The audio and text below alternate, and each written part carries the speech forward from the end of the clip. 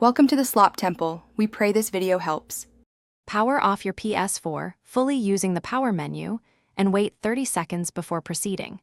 This ensures a clean connection and avoids pairing conflicts. Use a working micro USB cable to connect the DualShock 4 to the Ps4 USB port and keep the controller plugged in during the entire sync process. Locate the reset button on the back of the controller near the L2 button and have a paperclip ready to press it if previous pairings block a new connection. Press the reset button for 5 seconds with a paperclip to clear previous pairings and release. This removes stored device links and helps with fresh syncs. Next, hold the PS button and the share button together for 4 seconds until the light bar blinks rapidly, indicating the controller is in Bluetooth pairing mode and ready to be detected. Open Settings, navigate to Devices, then Bluetooth Devices on the Ps4 to find the controller listed as Wireless Controller, and select it to complete pairing.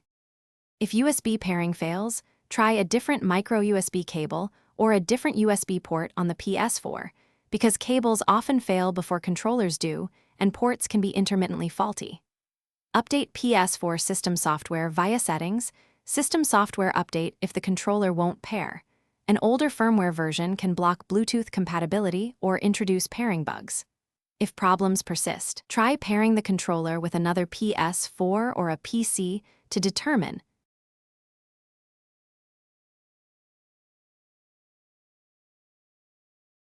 Thanks for watching. Consider subscribing if we helped you.